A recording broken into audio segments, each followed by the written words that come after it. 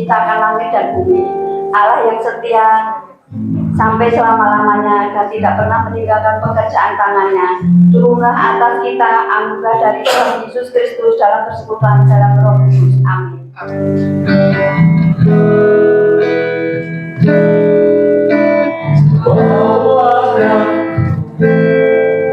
Mendekat padamu,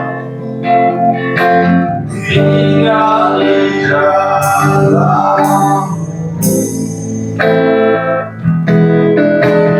menikmati anugerah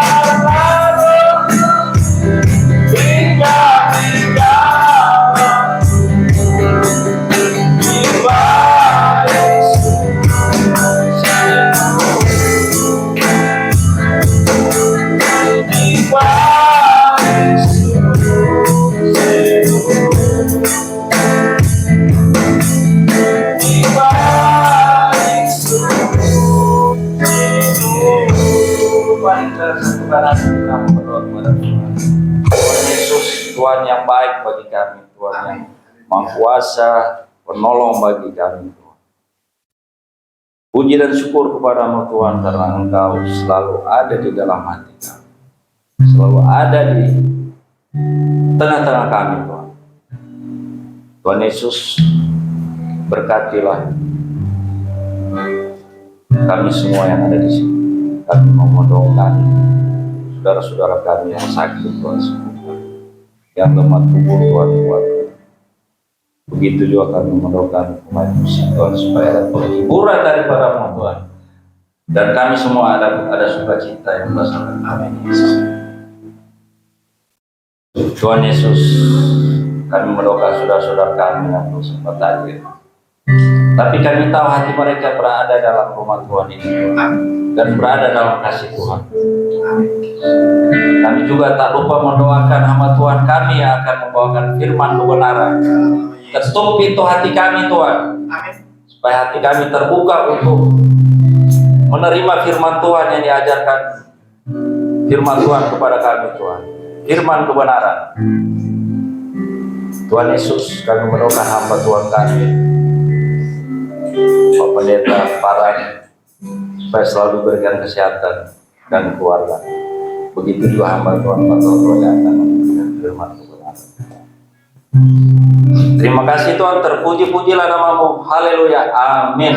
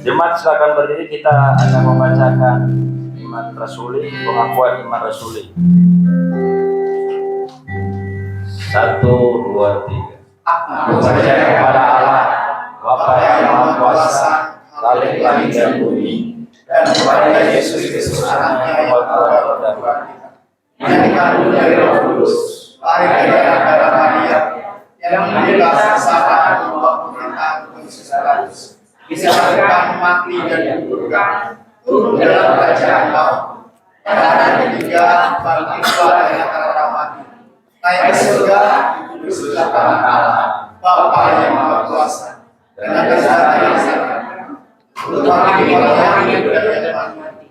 Aku percaya kepada Roh Kudus, Gereja Kudus dan Am, persekutuan orang kudus, pengampunan dosa, kebangkitan daging dan hidup yang kekal. Amin.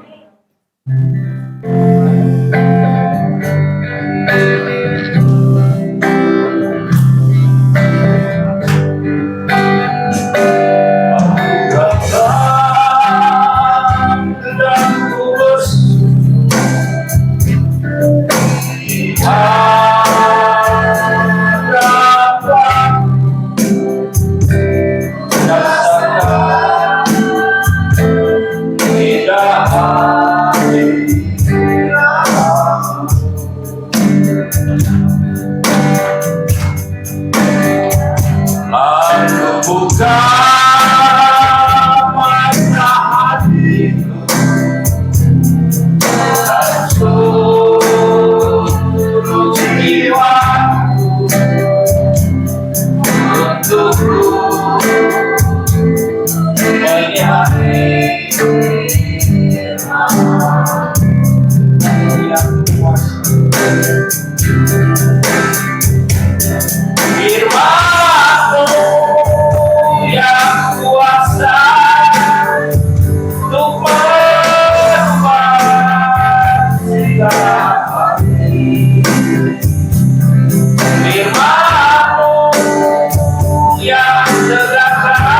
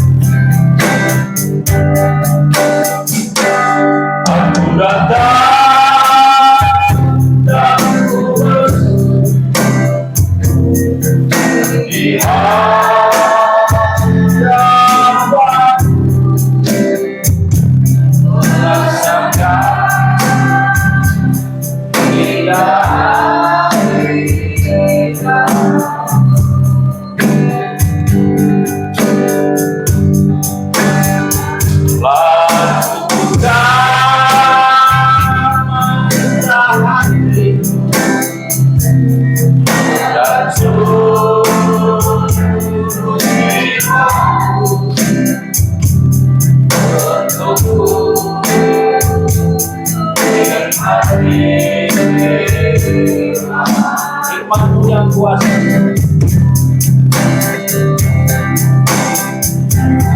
Firman-Mu yang kuasa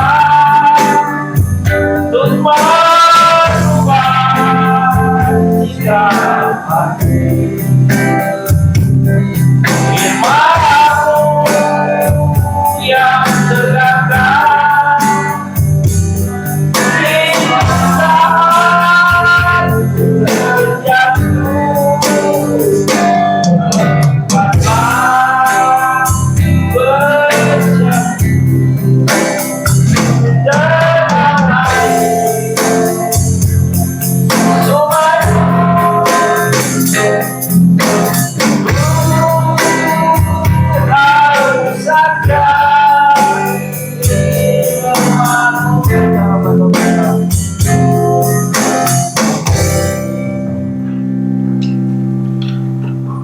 hadirat-Mu. Dengan pujian, dengan penyembahan dan kesaksian kami, Tuhan, Kau dimuliakan. Sebentar kami rindu mendengar sebagian isi hati Tuhan. Berkata-katalah melalui hamba-Mu ini, supaya benih firman Tuhan yang ditabur tidak kembali dengan sia-sia. Buat hati kami subur, jadi tanah yang subur, yang boleh menumbuhkan benih-benih firman, bertumbuh dan terus menghasilkan buah yang memuliakan Tuhan. Maka setiap perkataan yang keluar dari bibir, mulut, lidah hamba Tuhan ini, biarlah dimeteraikan sebagai kebenaran di hadapan Tuhan, adalah datang dari pimpinan Roh Kudus. Maka setiap perkataan yang bukan berasal dari hikmat dan pimpinan Roh Kudus, kami tolak, kami patahkan di dalam nama Tuhan Yesus Kristus. Setiap kami yang hadir hari ini mendengar firman Tuhan diberkati. Dan setiap hal yang menyangkal, menolak, bahkan apatis terhadap firman Tuhan juga kami usir, kami tolak dalam nama Yesus. Biarlah kami boleh menyambut firman Tuhan ini menjadi berkat dan juga menjadi hikmat yang dari Tuhan, membuat kami semakin dekat kepada Tuhan dan mengenal isi hati-Mu. Diberkati juga yang esok ataupun yang hari ini live streaming melalui YouTube. Hari ini Tuhan, kami berdoa di dalam nama Yesus, diberkatilah semua sehingga semua boleh merasakan kehadiran Tuhan dimanapun berada dan kapanpun. Maka kami setiap mendengar firman Tuhan di dalam nama Tuhan Yesus Kristus. Haleluya. Bersama-sama kita katakan Amin. Shalom. Wow. Sekali lagi, shalom. Nah, ini luar biasa. Jangan ngantuk. Baiklah, selamat Paskah. Selamat merayakan Hari Kebangkitan Tuhan. Hari ini saya juga sedang terus merenungkan seputar peristiwa Paskah atau memperingati masa-masa kebangkitan Tuhan. Seperti lazimnya kita boleh melihat bahwa kebangkitan Yesus menjadi kontroversi di zamannya. Tapi kuasanya menjadi bukti bahwa Yesus adalah bangkit. Kuasa kebangkitannya yang membuat keterpurukan menjadi kebangkitan. Yang tadinya hidup tertutup, di ruang-ruang tertutup, dipenuh ketakutan, dirubah menjadi keberanian. Dan terbuka dan berani menyatakan kebenaran. Murid yang takut, murid yang kocar-kacir akhirnya bersatu dan kembali berani memberitakan tentang kebenaran bahwa Yesus adalah Mesias dan Yesus yang kau bunuh itu telah bangkit. Nah, ini adalah bukti bahwa pada akhirnya kuasa kebangkitan itu memulihkan, bahkan mengubahkan yang tadinya penakut luar biasa, tapi menjadi keberanian yang luar biasa, menyatakan kebenaran dan akhirnya Injil tersebar ke seluruh dunia. Ini adalah satu kuasa kebangkitannya nyata.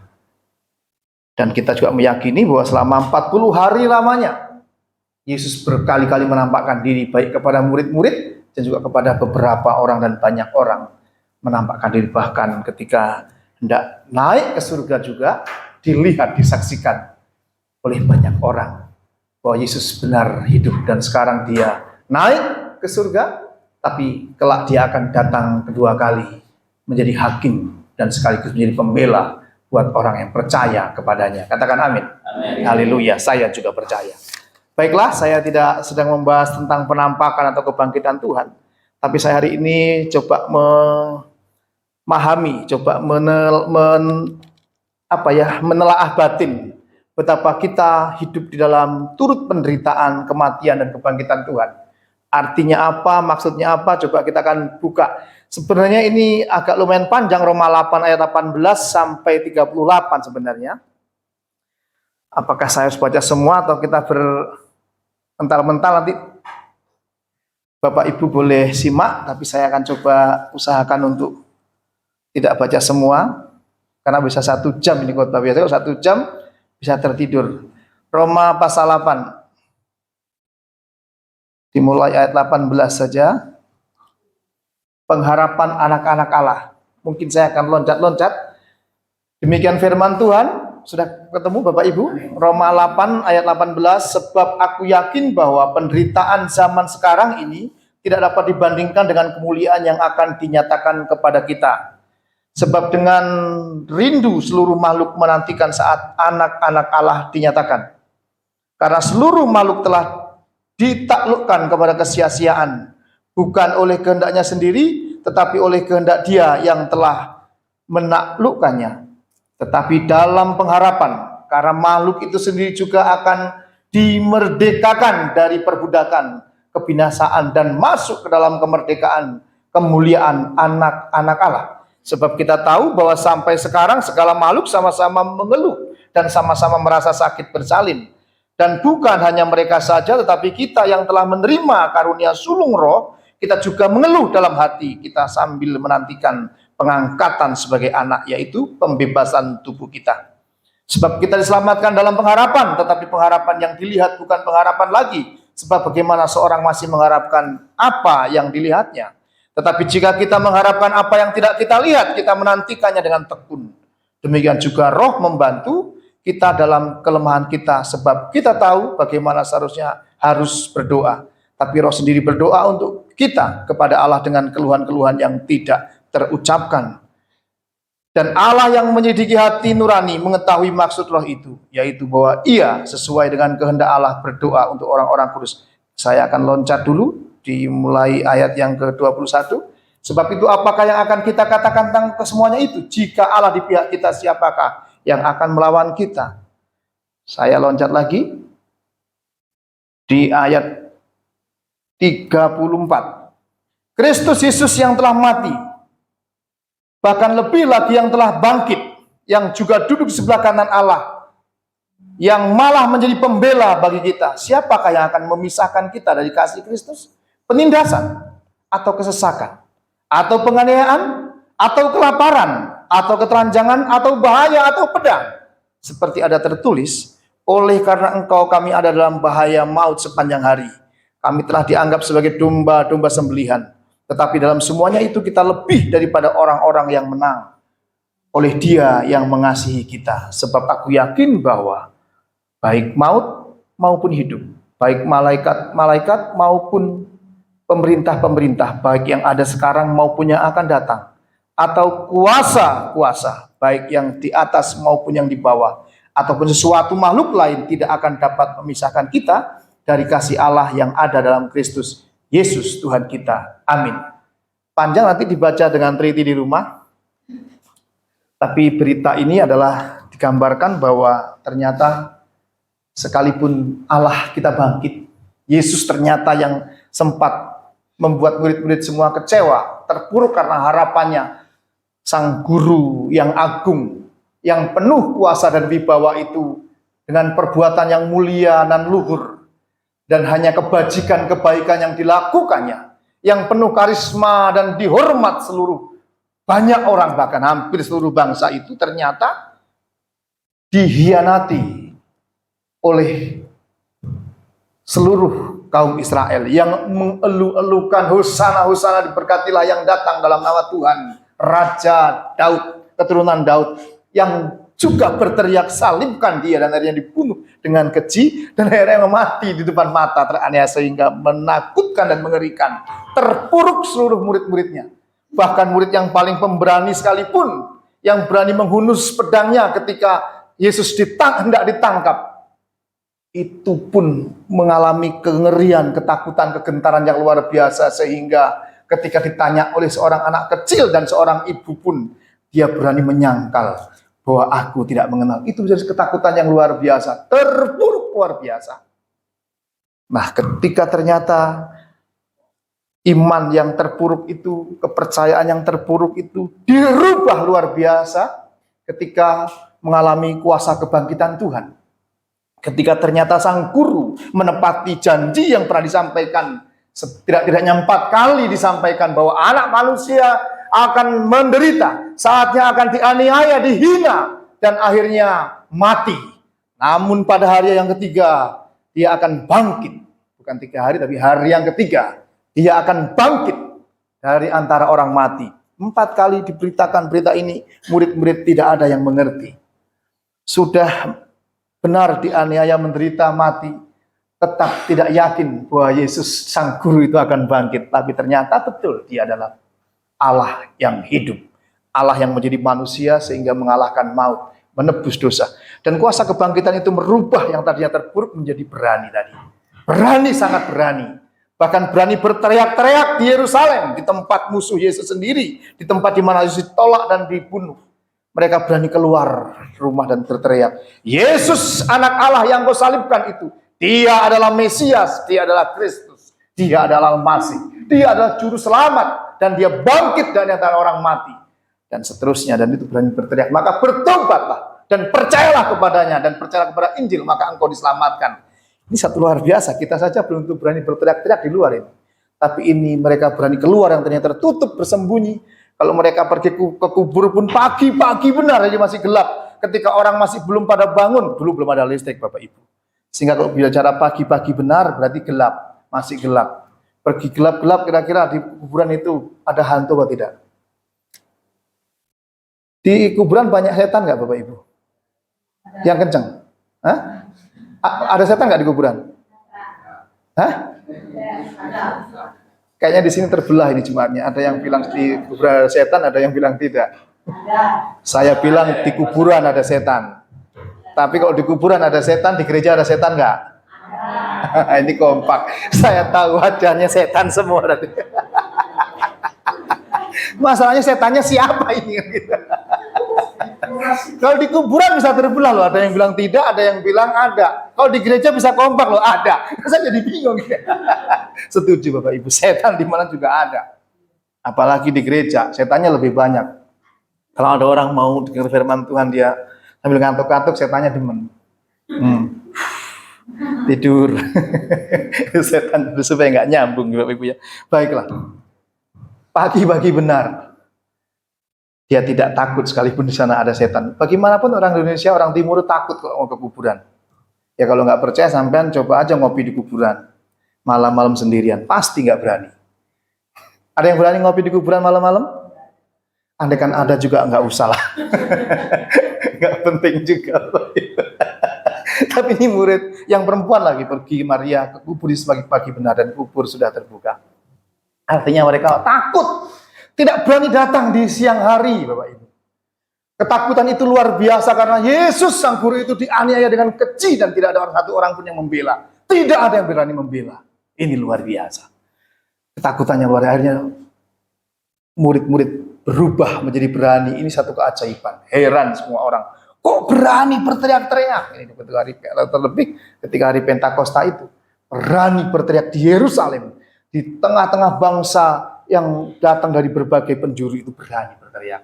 Namun demikian hari ini kita mendengar firman Tuhan di dalam Roma ini ditulis oleh Rasul Paulus bahwa sekalipun demikian Allah kita bangkit. Tapi kita tidak luput dengan derita, dengan masalah, dengan penderitaan, dengan kesukaran. Saya tidak mendirikan teologi saya di atas penderitaan, tidak. Tapi kita juga tidak boleh memungkiri bahwa hidup ini syarat dengan permasalahan, penderitaan, persoalan, kesulitan. Karena makhluk semua pun mengerang, karena semua kita hidup di dunia yang dimana dunia ini adalah tempat dosa. Ya, orang berdosa, dia orang lahir di dunia ini semua orang berdosa. Tapi Tuhan mengasihi orang berdosa, amin. Dia benci dosa, tapi dia mengasihi orang berdosa. Maka orang yang hidup dalam kebenaran dan hidup benar adalah benar bahwa dia jujur ngaku bahwa sungguh saya berdosa. Saya sungguh berdosa. Berdosa kepada Allah juga dosa kepada sesama. Sehingga setiap hari hidup kita selalu berbuat dosa. Ada aja dosanya. Enggak dosa dengan mulut, dosa dengan pikiran. Kalau enggak dosa dengan pikiran, dosa dengan hati. Ngambek dosa loh Bapak Ibu. Ada istri suka ngambek? Biasanya suami suka sering ngambek. Gitu. Bener ini? Kok ketawa? Ya gitu. Memang begitu. Jadi hidup ini ngambek juga enggak, karena hidup enggak suka cita. Tapi itulah hidup ini dalam penderitaan. Saya mau nanya, masalah itu apa sebenarnya? Persoalan itu apa sebenarnya? Kesulitan itu apa? Penderitaan itu apa? Saya mau nanya. Ada yang bisa bantu saya? Di sini ada yang punya masalah? Udah kelihatan dari wajahnya semua orang bermasalah. Memang ada masalah. Masalah itu atau kesulitan itu atau kesukaran, persoalan itu adalah kesenjangan ya, perbedaan jarak antara harapan dan kenyataan. Itu penderitaan. Itu penderitaan. Jadi kenyataannya ini nggak sesuai dengan apa yang kita harapkan. Kita mengharapkan punya rumah dengan tempat yang nyaman, ternyata kita kontrak di kamar yang sempit. Dan itu kenyataannya. Akhirnya menderita. Harapan kita ya, ingin bisa tidak punya hutang, ternyata hutang tidak kunjung habis-habisnya. Itu harapan dan kenyataan ternyata berbeda. Itu menderita, itu masalah. Maka hari ini saya melihat semua wajah-wajahnya semua penuh masalah. Karena hidup ini pasti orang bermasalah, Bapak Ibu. Tidak ada orang tidak ada masalah. Orang yang sudah punya duit banyak, punya Robicon, ternyata masalah juga dengan hukum kan gitu. Sudah jadi artis, duitnya sudah banyak, sudah terkenal, bermasalah juga. Hidup ini tidak ada yang tidak bermasalah. Jadi kalau kita melihat orang seolah-olah hidupnya nggak ada masalah, sebenarnya ada. Kalau saya kelihatan gemuk, saya jalan senyum, kayaknya hidup bahagia, bukan berarti nggak ada masalah. Tapi saya sudah menyadari bahwa apapun permasalahan hidup saya, apapun yang menjadi kesukaran dalam hidup saya dedikasikan hidup saya untuk turut dalam penderitaan dalam Kristus. Karena saya yang pertama dalam menderita, tapi juga bersama Kristus. Penderitaan yang hanya sementara. Dikatakan tadi di dalam Roma, bahwa sesaat saja penderitaan di dunia ini. Sebatas penderitaan yang hanya sesaat saja. Tapi kelak mengerjakan yang luar biasa. Ini nggak seberapa, karena sementara saja di dunia ini, semua penderitaan ada batasnya. Saya sering katakan, setiap jalan ada ujungnya. Pasti ada akhirnya. Jalan jelek, pasti ada batasnya. Sekali waktu kita akan menemui jalan bagus.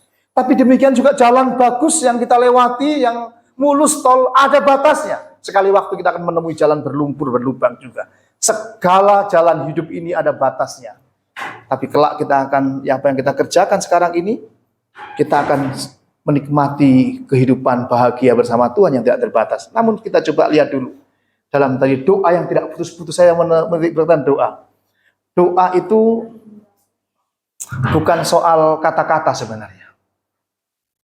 Di gereja, saya pernah satu pelayanan satu gereja. Ini memang pendoa, saya rasa hamba Tuhan itu biasanya pendoa. Kalau doa luar biasa lancar dan fasih dan suaranya lantang. Terus lantang pakai mic ya, pakai speaker gitu kencang. Kencangnya berteriak luar biasa. Padahal kalau doa kencang berteriak itu diperuntukkan buat di desa sana atau di pesisir-pesisir laut yang tidak ada speaker. Itu boleh doa berteriak. Karena apa? Supaya selain malaikat biar dengar, jemaat juga biar ikut mendengar dan ikut mengaminkan. Gitu Bapak Ibu. Tapi kalau di gereja ini kita berteriak-teriak doanya, ya bising gitu kita ini ya. Kayaknya soal ini bukan soal kata-kata atau soal kerasnya berdoa, doa itu dikabulkan atau doa itu dianggap benar dari hadapan Tuhan. Itu soal hubungan atau relasi. Hubungan itu begini. Kalau hubungan saya baik dengan Pak Yohanes ya. Kira-kira kalau saya dari depan sana mau jalan kaki ke sini ketemu Bapak naik motor, Bapak sapa saya nggak? Menyapanya gimana Pak? Mau ikut Pak? Mau bonceng nggak Pak? Mau ikut bareng nggak saya? Pak mau bareng nggak gitu? Ya, udah kenal. Udah kenal saya kan kenal nih, ada hubungan nih. Saya tuntun Pak. Saya tuntun, terus bapak naik motor, saya jalan kaki. Saya udah jalan naik motor nggak?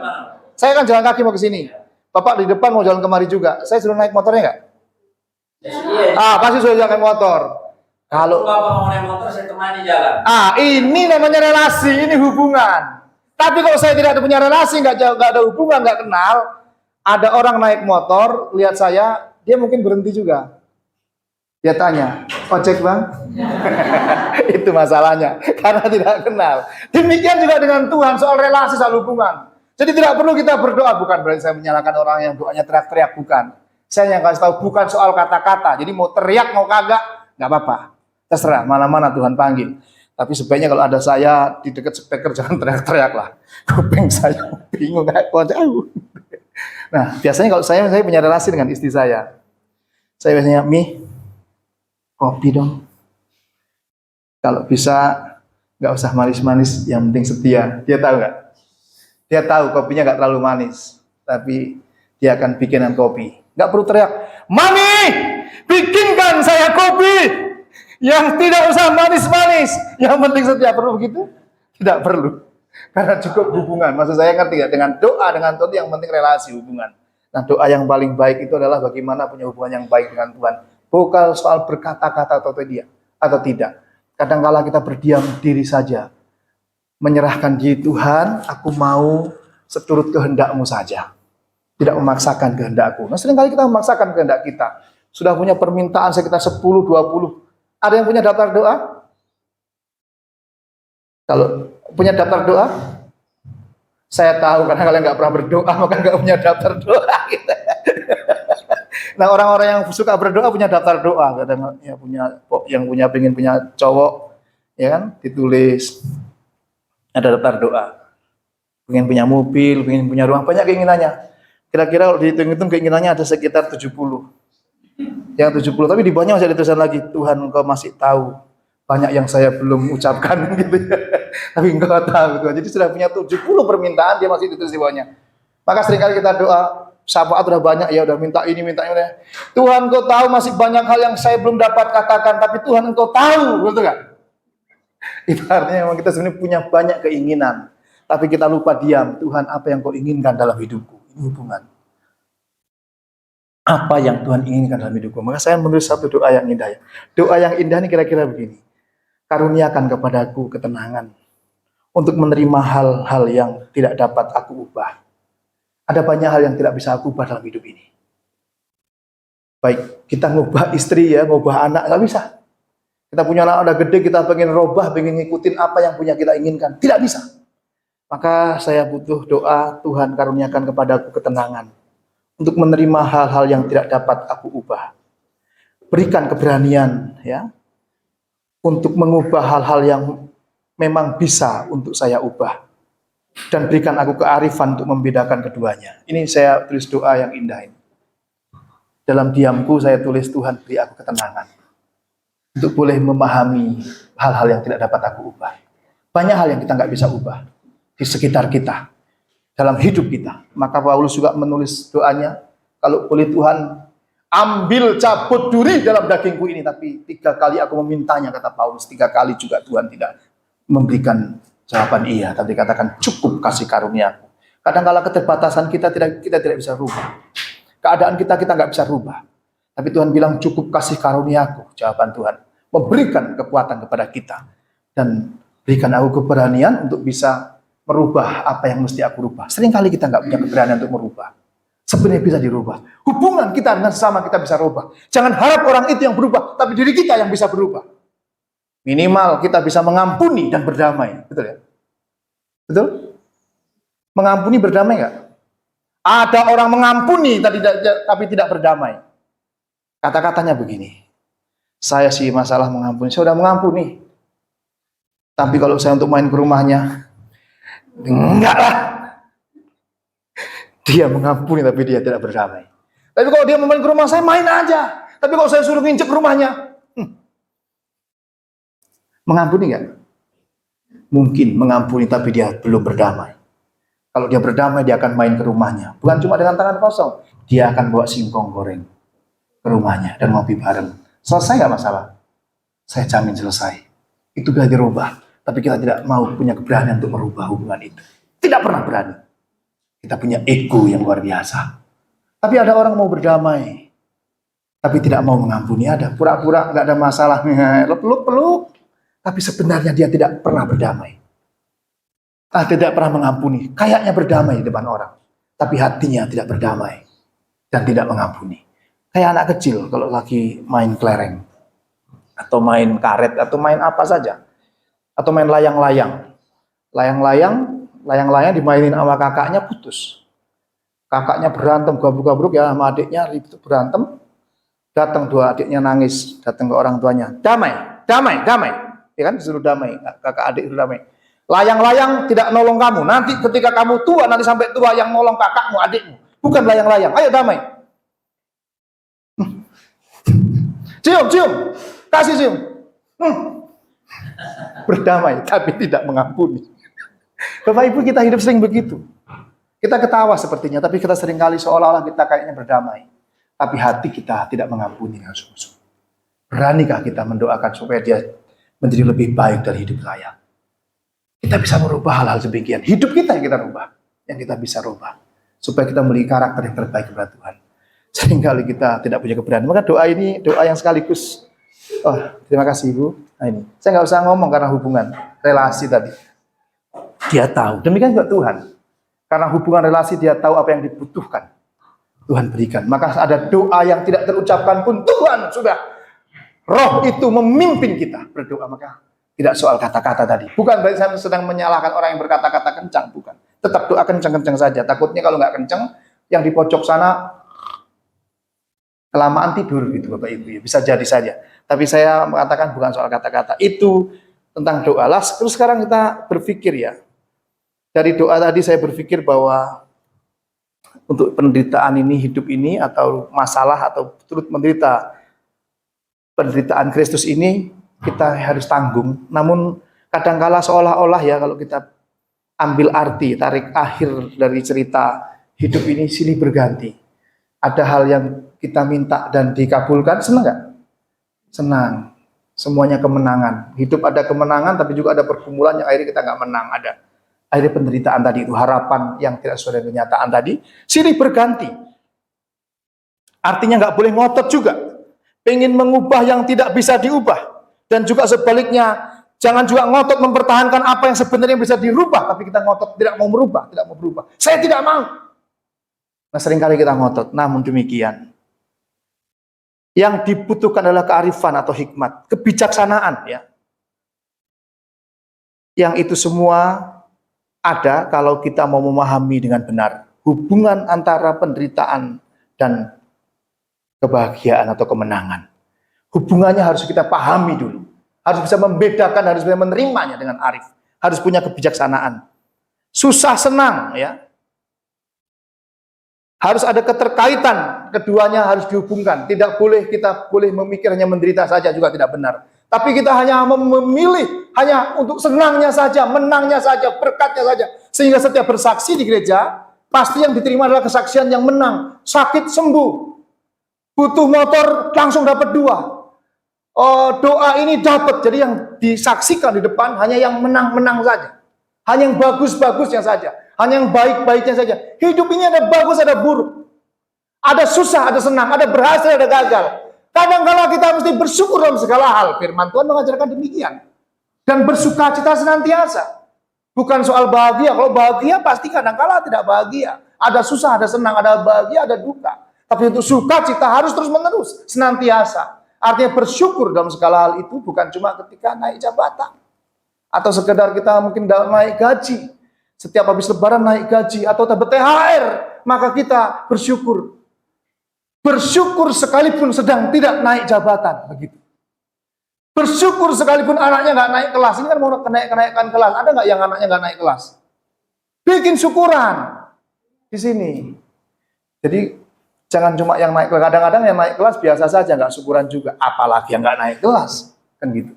Yang anaknya naik kelas mesti kan di sini bikin syukuran dong. Ya kan? Bikin traktir bakso, semua jemaat minimal pendetanya. Kan misalnya gitu. Itu syukuran, bersyukur. Saya bersyukur anak saya naik kelas. Nilainya tidak bagus-bagus amat, tapi yang penting naik kelas. Bersyukur. Bersyukur gak? Bahkan yang tidak naik kelas pun bersyukur. Hari ini keluarga Pak, sebut aja Barjo ya. Barjo, ini Barjo nama, sini nggak nama Barjo? Pasti tidak ada, maka saya sebut. Kalau di YouTube ada nama Barjo, minta maaf. Pak Barjo anaknya nggak naik kelas. Tiba-tiba ada syukuran dari Pak Barjo. Loh, syukuran apa? Syukuran karena anaknya nggak naik kelas. Ini luar biasa. Ini baru Pak Barjo orang Kristen. Karena dia bersyukur dalam segala hal. Nah, ini bisa memaknai hidup. Kalau sedang menang, sedang menikmati keberhasilan, tidak terlalu menjadi pembumbung seolah-olah kita lupa bahwa hidup besok berganti. Hari ini boleh senang dan menang, besok bisa kalah dan gagal. Maka kalau menang jangan terlalu sombong dan pongah. Dan jangan pandang rendah orang lain, tapi kalau sedang terpuruk juga jangan terlalu terpuruk. Jangan terlalu patah semangat, patah hati. Sebab kita ada bersama dengan Tuhan dalam segala hal. Itu kadang hidup silih berganti ini seperti gado-gado kalau saya gambarkan. Pernah makan gado-gado? Ada suka gado-gado?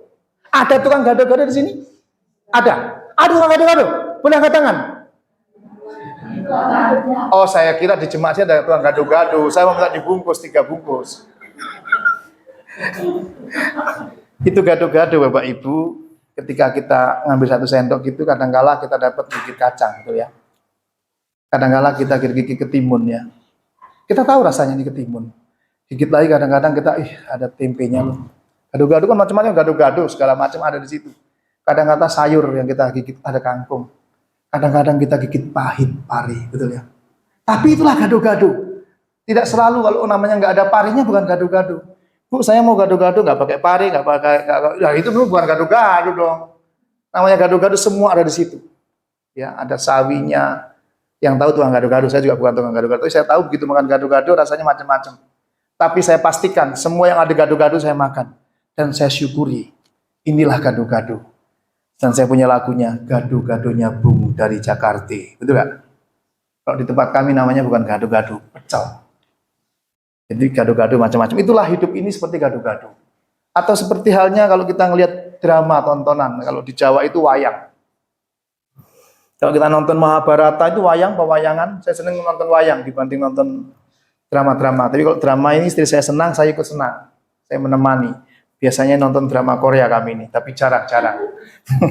Kalau nonton drama Korea biasanya ibu suka nangis. Sedih. Itulah drama. Nangis. Tapi kenapa nangis? Kok nonton kok nangis? Bukankah hiburan, tapi kita malah sedih. Karena skenario yang dibikin pasti orang yang baik itu menderita dulu, betul ya? Lalu kemudian baru menang. Dan menangnya penuh haru, akhirnya seneng tapi nangis. Jadi antara seneng dan sedih jadi satu. Itulah gado-gado. Pahit dan manis jadi satu. Betul gak? Ada gulanya, ada manisnya, ada pahitnya juga. Inilah hidup. Coba kalau misalnya kita punya drama, semuanya baik. Terus itu jagoannya dari awal sampai akhirnya nggak ada salahnya. Menarikkah ditonton? Tentu tidak. Orang yang tahu merasakan bersyukur sembuh dari sakit gigi hanya orang yang pernah sakit gigi. Pernah sakit gigi? Kasihan deh. Baru tahu artinya leganya orang sakit gigi. Maka hidup ini yang benar-benar bisa menikmati hidup, lebih hidup. Orang yang bisa menikmati gado-gado, bisa menikmati pahit, asin, getirnya hidup ini. Gitu loh. Itu baru rasanya kita dewasa.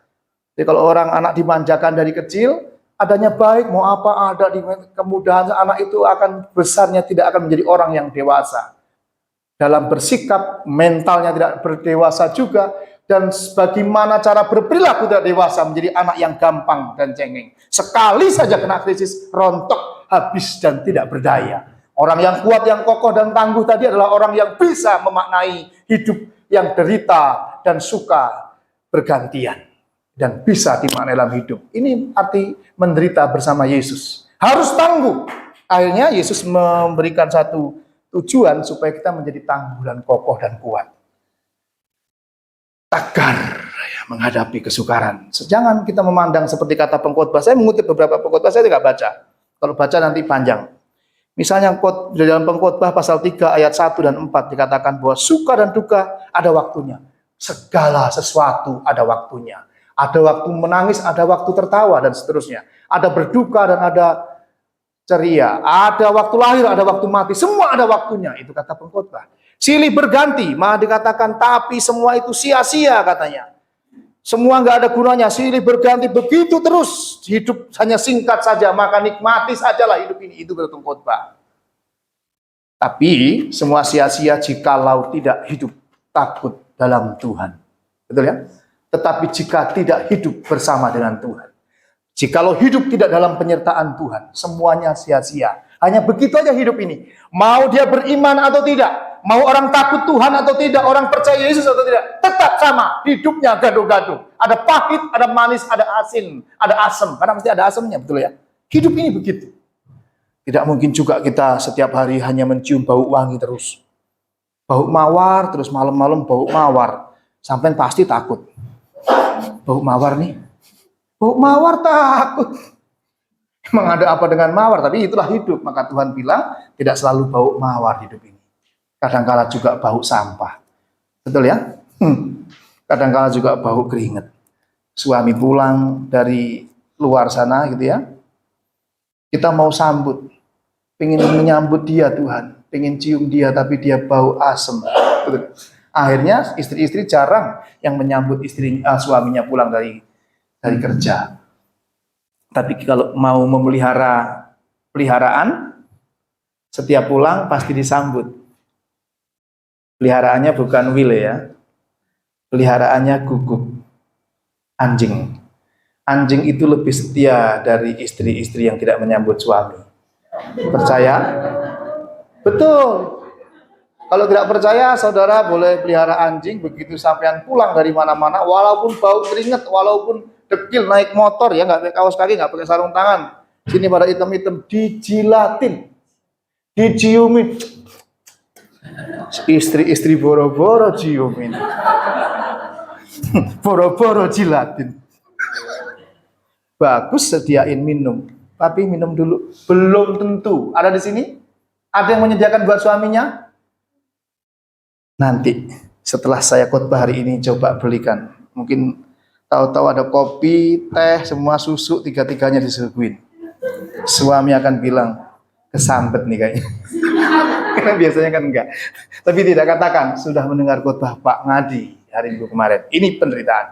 Jikalau penderitaan dilakukan terus-menerus, dihidupi, dilakukan bersama dengan Tuhan, tidak ada yang sia-sia seperti dikatakan di dalam.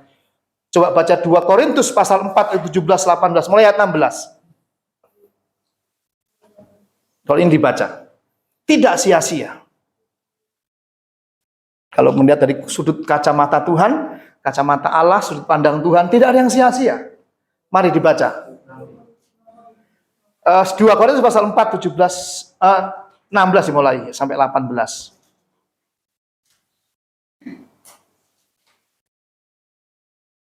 Silakan.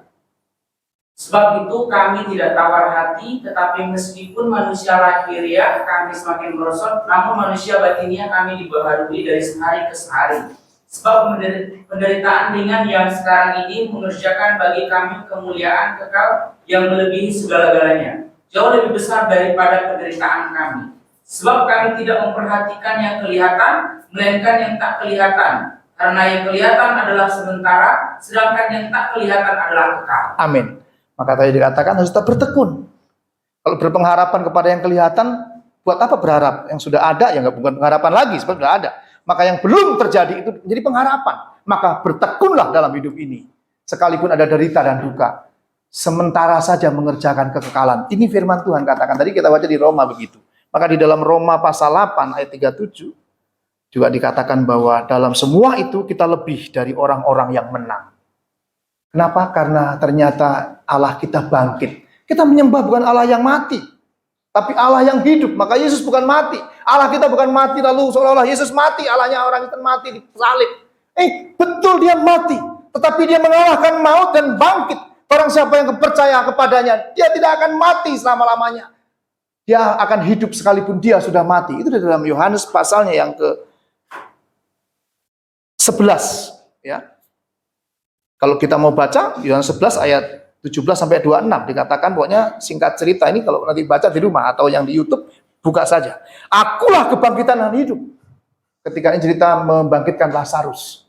Akulah kebangkitan dan hidup, barang siapa percaya kepadaku, dia akan hidup selama-lamanya, sekalipun dia sudah mati. Sekalipun kita mati oleh karena dosa, sudah mati ini karena dosa, upah dosa adalah maut. Tetapi ketika percaya dan menerima Yesus sebagai Tuhan dan Juru Selamat pribadi, dia hidup kembali, bahkan hidup selama-lamanya. Ini akulah kebangkitan. Allah kita Allah yang hidup, bukan Allah yang mati. Yesus benar mati. Hidup dalam kesahajaan dan kebenaran. Hidup menderita dalam penderitaan dan penuh dengan cercaan. Dan mati mengenaskan, betul. Tapi dia bangkit dan hidup menjadi raja yang mulia. Menjadi raja yang selama-lamanya kekal. Banyak raja-raja mati dan tidak bangun lagi. Kemuliaannya, kejayaannya selesai ketika dia mati. Dan hanya dikenang sebagai kejayaan lagi hidup. Begitu mati, tinggal tulang belulang. Betul ya? Tapi Allah kita, Yesus Kristus mati, betul. Mati mengenaskan. Tapi dia bangkit menjadi raja. Dan hidup kembali. Dan kemuliaannya sampai selama-lamanya. Sampai hari ini. Nama Yesus dimuliakan di seluruh bumi. Bahkan di kerajaan surga pun Yesus tetap dimuliakan selama-lamanya. Maka Allah yang kita sembah, Yesus yang kita sembah adalah Yesus yang hidup, Allah yang hidup. Bukan Allah yang mati. Bukan sekedar tokoh-tokoh agama yang akhirnya mati dan tidak lagi hidup.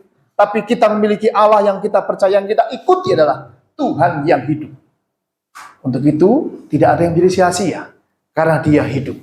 Kalau Alexander Agung berhasil mengubah peta dunia, Yesus mengubah hati manusia. Yang tadinya galak, kejam, bengis dirubah menjadi penuh belas kasihan. Betul? Rasul Paulus yang tadinya menganiaya, membunuh para pengikut Yesus, dia dirubah menjadi pemberita Injil dan orang yang mengasihi. Ini luar biasa. Kalau Alexander Agung, raja yang hebat itu bisa merubah peta dunia, Yesus mengubah hati saudara dan saya. Amin. Yang tadinya kalau di rumah jarang senyum, akhirnya sering senyum. Kadang-kadang di kamar mandi senyum-senyum sendiri. Nah, itu diobatin. Itu pasti bermasalah. Ada yang harus diobati. Ada sedikit konslet kalau di kamar mandi senyum-senyum sendiri. Segera berobat. Itu pasti psikiaternya penting untuk dihubungi segera. Julius Kaisar, seorang yang mampu memperluas wilayah kekuasaannya. Yesus mampu memurnikan dan juga mampu memperdalam, ya, memurnikan, memperdalam iman saya, iman saudara, dan iman setiap orang percaya. Yesus hidup. Dia bukan Allah yang mati. Maka kita tidak perlu takut. Kekuburan juga, kalau memang harus perlu ke kuburan. Nggak perlu takut. Siapa yang takut ke kuburan? Ya jangan juga sendiri ke kuburan tanpa tujuan. Tapi kalau memang harus kita diminta untuk melayani. Saya beberapa waktu yang lalu ada keluarga kerabat istri meninggal, beliau orang Muslim, maka karena bulan puasa tidak banyak yang bisa melayani pengafanan juga memandikan, maka saya membantu. Hanya satu orang soalnya, maka saya membantu memandikan, mengangkat mayatnya dan mengafani dan belajar bagaimana cara merawat, mengafani orang meninggal dengan cara adat istiadat Muslim.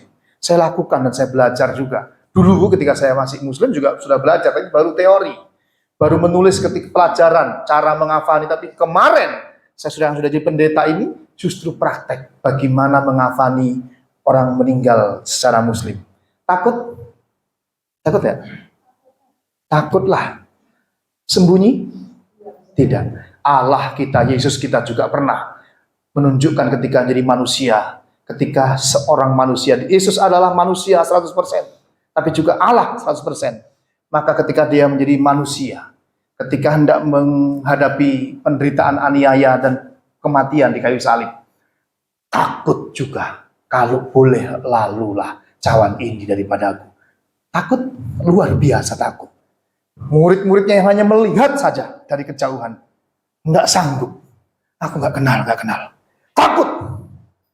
Petrus lari, Petrus sembunyi. Tapi Yesus tidak. Teladan kita adalah Yesus.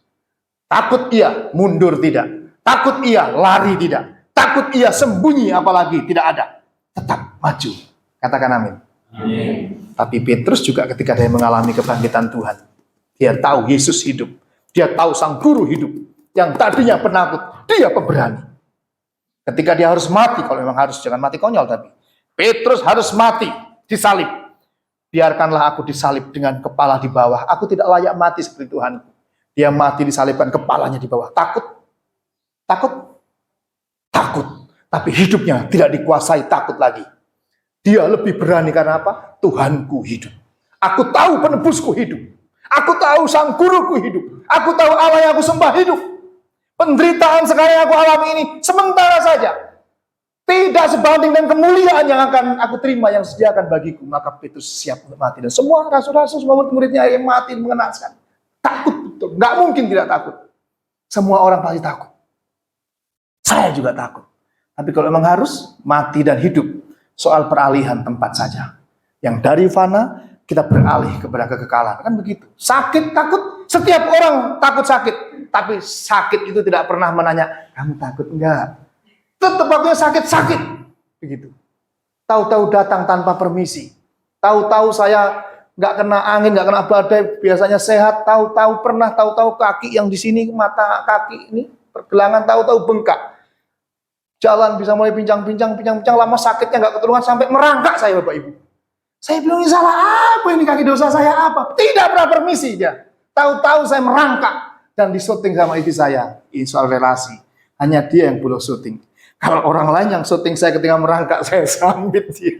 Tapi karena saya punya hubungan, dia syuting ya saya hanya ketawa sambil merintih. Aduh Tuhan Yesus. Saya ke kamar mandi merangkak, Bapak Ibu. Nah, sakit penyakit itu bisa datang kepada siapapun. Penderitaan itu bisa datang kepada siapapun dan kapanpun. Maka setakut-takutnya orang sepandai-pandai menjaga kesehatan ini, waktunya sakit-sakit juga. Kita tahu artis yang ganteng, gagah ya, tegap, six pack nih. Kalau saya kan one pack. Minumnya Sanko ya, minyak, mati. Nggak tahu maut Bapak Ibu. Kapan harus pulang. Ini saudara yang meninggalin juga gitu, badannya keker, sehat. Sehat, kalau saya kan keker tapi kan perutnya begini. Dia enggak, karena dia dulu pernah jadi security, jadi perlu berlatih. Sehat. Hari kemarin masih bekerja baik, teman-teman kantornya datang kemarin sore dia masih rajin. Habis selesai kantor dia nyapu-nyapu begitu ya, sapu-sapu. Pulang duluan Pak, ya masih baik. Malam masih ngobrol nonton TV jam 1. Nyesek. Tidak ada. Takut? Maka bersyukur Bapak Ibu. Kalau ternyata kita bisa bangun dari tidur. Betul ya? Tidur dan masih bisa bangun hari ini, bersyukur. Waktunya ke gereja lah. Waktunya melayani, ambil pelayanan. Amin. Itu bersyukur pada Tuhan. Apa di sini memang nggak terbangun dari tidur? Atau memang belum tidur, nggak bisa tidur? Mikirin sesuatu mungkin. Semua kita tidur dan kita bangun, itu bersyukur Tuhan kasih. Ada orang begitu tidur nggak bangun lagi Bapak Ibu. Tahu-tahu tidur tadi sampai pagi, tahu-tahu bangun-bangun udah diem aja, udah kaku. Ada loh. Maka kita berdoa, Tuhan, bersyukur kalau saya bisa tidur ya tidur, tapi bersyukur juga begitu bangun. Maka siapa yang begitu bangun tidak bersyukur? Kadang-kadang nggak sempet, langsung gerekah, kaget. Kan ada orang begitu bangun tidur mesti duduk dulu ya. Tuhan terima kasih, bersyukur.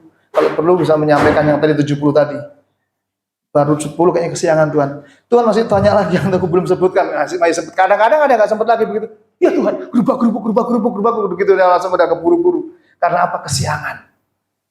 Nah, maka inilah kita memiliki Allah yang bangkit. Maka kita juga turut kebangkitan dibuktikan dengan berani menghadapi apapun juga. Bertekun menghadapi apapun juga. Karena apa? Kita juga hidup dalam kuasa kebangkitan Tuhan. Aku tahu penebusku hidup.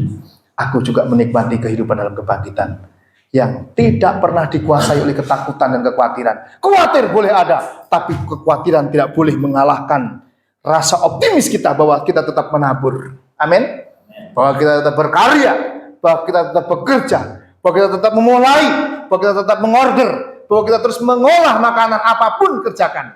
Karena berkat rezeki tidak didapat oleh karena hanya berdoa. Karena berdoa itu cukup berdiam saja. Menanti kehendak Tuhan dan mohon berkat Tuhan, tapi berkat itu diperoleh ketika saudara bekerja. Katakan amin. Amin. Kalau orang yang nggak bekerja, nggak makan. Ada firman-Nya. Maka semua harus bekerja. Membuktikan hidup dalam kebangkitan, maka dia menjadi orang yang terus efektif, produktif, dan bekerja. Apapun. Bekerja di ladang Tuhan, bekerja buat rumah keluarga, bekerja buat gereja. Lakukan dan jangan dikurangi. Beri yang terbaik dalam hidupmu, karena kita hidup dalam kuasa kebangkitan Tuhan. Amin. Sudah panjang sepertinya. Kita tunduk kepala. Kami bersyukur. Sebab kami hidup hari-hari turut dalam penderitaan Tuhan. Menyadari hidup kami ada suka duka. Tapi sekalipun berduka, kami sedang menginsafi. Kami sedang menghayati karya penderitaan Kristus dalam hidup kami. Tapi ketika kami juga menikmati sukacita dan kemuliaan, kami menikmati kebangkitan dalam Tuhan. Kami juga mematikan diri kami supaya kami belajar mengubah hidup kami seturut dengan kehendak Tuhan. Kami memaknai sebagai kami turut mati dalam kematian Kristus. Mematikan ego kami. Mematikan semua hal yang dalam diri kami yang ingin menang sendiri. Seringkali kami mati rasa. Kami mati terhadap kepedulian. Kami mati seringkali justru mati hal yang buruk yang tidak lagi peduli akan perasaan orang lain. Tapi hari kami mau hidup di dalam kebenaran. Mati keegoan kami. Mati keangkuhan kami. Mati kesombongan kami. Mati semua yang menjadi kepentingan diri. Hari kami belajar mau hidup. Dan mati bagi Kristus yang memuliakan Tuhan adanya. Berkati firman Tuhan hari ini kami dengar. Dan yang diperkatakan oleh hamba Tuhan ini. Supaya hamba-Mu yang berkata-kata juga boleh menjadi pelaku firman, dan kami yang mendengarnya mau belajar melakukannya hari lepas hari, supaya kami menjadi golongan orang-orang yang berbahagia di dalam Tuhan. Terpujilah nama-Mu Tuhan kekal selama-lamanya. Segala kemuliaan, hormat, pujian kami kembalikan kepada Tuhan dengan segala syukur. Haleluya, haleluya, haleluya. Bersama-sama kita katakan amin. Beri tepuk tangan buat Tuhan.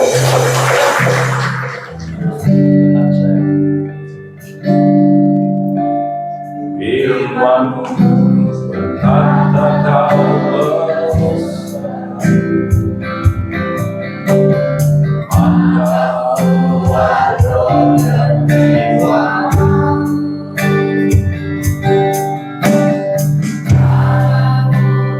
bangsa beranikan di setiap langkah percaya.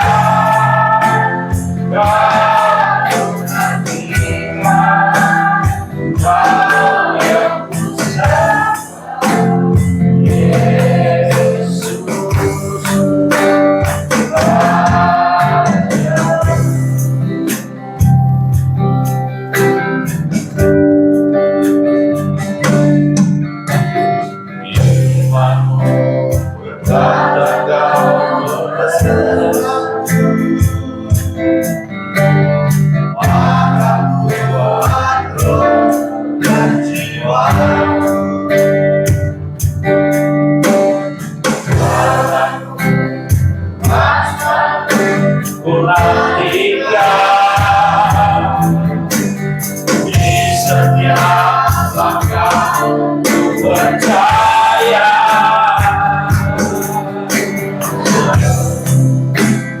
Ku akan berbagi di tengah badai, ku dapat yang perlindungan bagiku.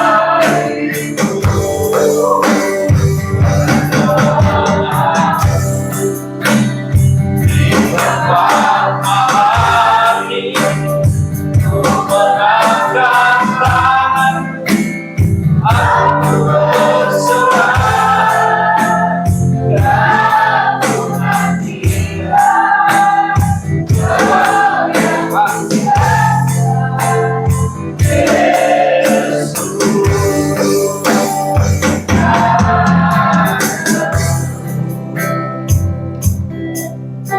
Saya undang kita semua untuk berdiri dari tempat masing-masing. Kita berdoa. Kami mengakui bahwa pertolongan kami datang dari Tuhan. Tuhan yang memiliki kuasa. Kuasa yang tertinggi dari semua kuasa yang ada di dunia ini. Kami mau bersyukur untuk rangkaian ibadah dari awal, pertengahan, hingga akan berakhirnya ini boleh berjalan dengan baik. Terima kasih juga untuk setiap jemaat yang ambil bagian dalam pelayanan.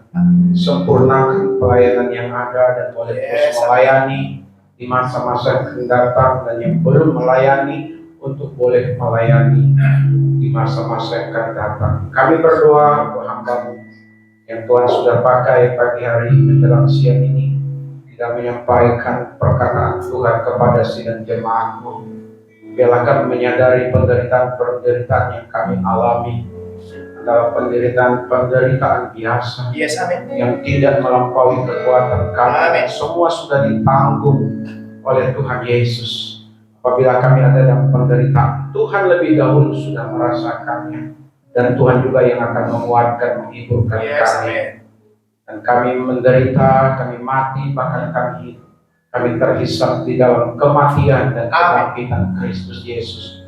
Oleh karenanya biarlah kami tetap mensyukuri apapun yang terjadi dan tetap maju bersama dengan Tuhan.